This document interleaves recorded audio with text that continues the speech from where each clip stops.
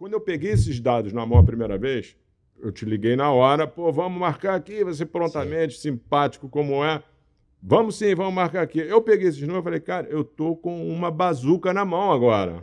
É o ouro em pó que eu falei. É o ouro em pó. Eu tô com uma arma maravilhosa. A minha pergunta agora é como mira, como atira, treinar o tiro, né? A arma que você dá para o pessoal de exibidores, dessa galera de que... É muito denso, né? É uma informação que, por exemplo, eu posso fazer do planejamento, que é o que você está falando. Eu vou montar um plano para atender a uma comunicação maior com várias peças, ou eu posso chegar, Antônio José, e determinar a potência que o meu painel da rua tal, número tal, digital, qual é a potência que esse painel capacidade máxima dele de por comunicar. dia. Exatamente. E eu achei isso fantástico. Falei, tem que chamar.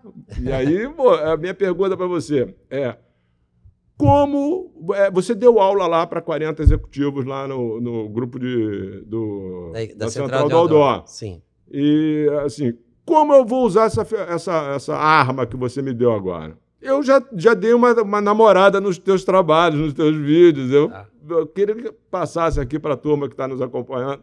Na verdade, pela inovação e pela densidade de dados, porque existe uma coisa que você não projeta um carro de luxo e de repente você vai colocando equipamento.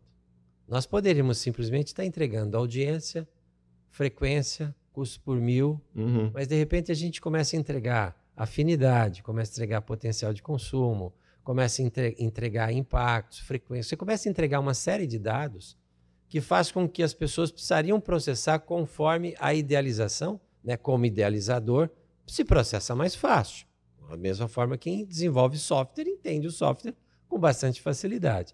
Então, as exibidoras que fecham um contrato conosco, está sob contrato o treinamento e acompanhamento 24 horas sempre que for necessário.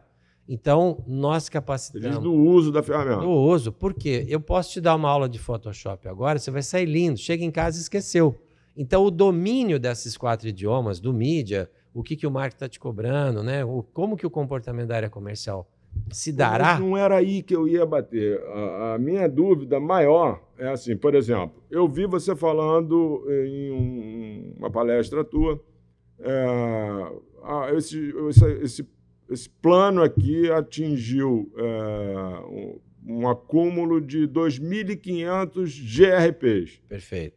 E aí que aquele 2.500 GRPs significariam 250 inserções num programa de 10% de audiência. De 10% de audiência. Você vê que você passou a ter um comparativo. Passou a ter a referência. 2.500 GRPs. Vamos colocar 1.000 GRPs, ok? Para quem está nos ouvindo, que é leigo, o que é o GRPs? É uma referência de intensidade que se acumula pessoas diferentes todos os dias. Então, para você chegar a 1.000 GRPs, significa que você trabalhou dia após dia num determinado endereço ou vários endereços e chegou a um acúmulo de uma densidade de 1.000 GRPs. A palavra GRP, como referência, aparentemente muito sofisticada. Ela não é sofisticada, veja só. Ela traduz uma sigla chamada percentual. Então, se eu tenho um exemplo, um programa, vamos usar a televisão saindo um pouquinho do H para facilitar a compreensão. Se eu tenho um programa de 30% de audiência, a partir do momento que eu fiz 10 inserções, foneticamente, nós falaríamos, acumulou 300%. Mas 300% não existe.